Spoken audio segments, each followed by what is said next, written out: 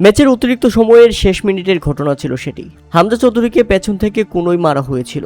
এরপর হামজা চৌধুরী ব্যাপকভাবে খেপে যান, কিন্তু তখন দেখা যায় হামজা চৌধুরীকে ধাক্কা দিচ্ছেন সান মারিনোর একজন ফুটবলার, যেটা মেনে নিতে পারেনি বাংলাদেশের ফুটবলাররা। তারপর ধাক্কাধাক্কি শুরু হয় এবং দু দলের মধ্যে তুমুল হাতাহাতি এক পর্যায়ে বড় রূপ নিতে গেলে সেখানে সমঝোতায় ফিরে আসে বাংলাদেশের ফুটবলাররা, কারণ এটা একটা ফ্রেন্ডলি ম্যাচ। এ ম্যাচে সান মারিনো যে আচরণ করেছে সেটা সত্যি দুঃখজনক। তবে ম্যাচের ৮৬তম মিনিট রুদ্ধশ্বাস মুহূর্ত, হামজা চৌধুরীর ফ্রি কিক, সেখান থেকে বিশ্বনাথ ঘোষের দারুণ শট এবং আবারও তপু বর্মন দুর্দান্ত হেড এবং বল জড়ালো জালে। তাতে বাংলাদেশের বিজয়ী উল্লাস। ইতিহাস স্মরণীয় এক মুহূর্ত তৈরি হলো বাংলাদেশ ফুটবলের জন্য। প্রথমবারের মতো ইউরোপের মাটিতে ইউরোপের কোনো দলের বিপক্ষে বাংলাদেশের ম্যাচ। এটা বাংলাদেশ সমর্থকদের জন্য ছিল অপ্রাপ্তির এক পূর্ণতা।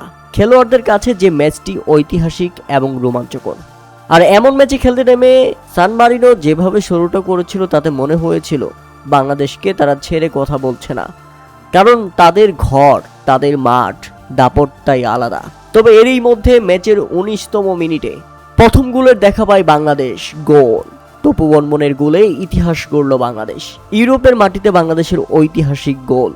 তবে সেখান থেকে পাল্টা অ্যাটাক শুরু করে সান মারিনো এবং বাংলাদেশকে দেখিয়ে দেয় তাদের ঘরের মাঠে তারাও কম নয়। ম্যাচের ৩১তম মিনিটেই গোল পরিশোধ করেন সান মারিনো। গোল হজম করলো বাংলাদেশ, সমতায় ফিরল সান মারিনো। এই গোলের পেছনে দায় রয়েছে তপু বর্মনের। তিনি গোল করেছেন, আবার তিনি যেন বাংলাদেশকে গোল খাওয়ালেন। যেখানে ইন্টারেস্টিং ব্যাপার ছিল, সান মারিনোর এক সমর্থক তার নিজের দেশ গোল করেছে উদযাপন করছে, ভালো কথা, কিন্তু তার গায়ে ছিল বাংলাদেশের জার্সি, যেটা বেশ ইন্টারেস্টিং মনে হয়েছে। এরপর প্রথমার্ধে ১-১ গোলে সমতায় শেষ করে বাংলাদেশ। হতাশ সবাই তাকিয়েছিল বাংলাদেশকে দ্বিতীয় অর্ধে ফিরতে পারবে জয়ের মিশনে।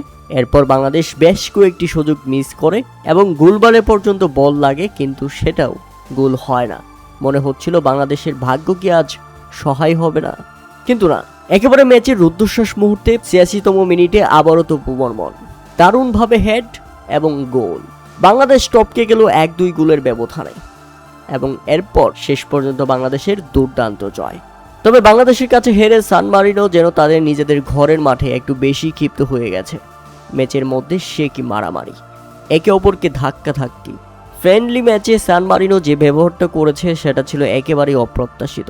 তবে বাংলাদেশ ইউরোপের মাটিতে ইতিহাস গড়েই মাঠ ছেড়েছে, যেটা এক মনে রাখার মতো রাত।